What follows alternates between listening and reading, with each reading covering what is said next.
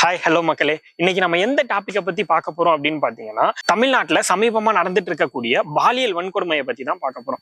இந்த டாபிக்கை பத்தி பேசணும் அப்படின்னு நினைச்சதுக்கு காரணம் என்னன்னு பாத்தீங்கன்னா, ரீசெண்டா தமிழ்நாடு அரசாங்கம் ஒரு ஹெல்ப்லைன் நம்பர் வெளியிட்டு இருக்காங்க. இது யாருக்குமே தெரியல, அதுக்காகவே ஒரு அவேர்னஸ் வீடியோ பண்ணுங்கிறதுக்காக நான் இந்த வீடியோ பண்றேன். ஸோ எல்லாரும் தெளிவா சொல்ற சில விஷயங்களை நோட் பண்ணிக்கோங்க. ஏன் சொல்ல வரேன் அப்படின்னு பாத்தீங்கன்னா, இப்போ அதிகமா நடக்கிற இந்த பாலியல் வன்கொடுமைக்கு காரணமானவங்க சில பேர் ஆசிரியர்களா இருக்காங்க, சில பேர் ஒரு 25 வயசு பசங்களா இருக்காங்க, சில பேர் முதியவர்கள் இருக்காங்க. ஏன்னா தமிழ்நாட்டுல இப்போ பாதிக்கப்படக்கூடியவங்கன்னு பாத்தீங்கன்னா 5 வயசு குழந்தையில இருந்து 60 வயசு பாட்டி வரைக்கும் பாதிக்கப்படுறாங்க. இதுக்கு காரணமா இருக்கிறது எல்லாரும் நம்ம முன்னாடியே பார்த்துட்டோம். சோ இந்த மாதிரியான விஷயங்கள்ல இருந்து தடுக்கிறதுக்காக தமிழ்நாடு அரசாங்கம் நம்ம வீட்டு பிள்ளைகளை பாதுகாக்கணுங்கிற நோக்கத்தோட 14417 அப்படின்னு சொல்லக்கூடிய ஒரு நம்பரை ஹெல்ப் லைனா அனௌன்ஸ் பண்ணிருக்காங்க. ஏன் இந்த நம்பரை நீங்க யூஸ் பண்ணணும்னு நான் சொல்றேன் அப்படின்னா, இந்த நம்பர்ல நீங்க கால் பண்ணி சொல்றதுனால யாரு சொன்னாங்க அப்படிங்கறத அந்த காவல்துறையோ இல்ல தமிழ்நாடு அரசோ வெளியே வந்து காமிக்காது. இதுதான் இதுல ஃபர்ஸ்ட் பாசிட்டிவ். இதை காமிக்காதனால என்ன அப்படின்னா, நம்ம தான் இதை வந்து சொன்னோம் அப்படிங்கிறது அந்த கன்சர்ன் பர்சனுக்கு தெரியாது. ஃபியூச்சர்ல எந்த ஒரு பிரச்சனையும் வராம தடுக்கிறதுக்கான ஒரு முயற்சியா இது இருக்கலாம். சோ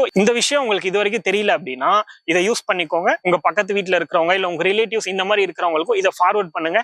ஏன்னா எல்லாருக்குமே இது ஒரு விழிப்புணர்வா இருக்கும். அதுக்காக தான் இதை நான் சொல்றேன். Okay, thank you.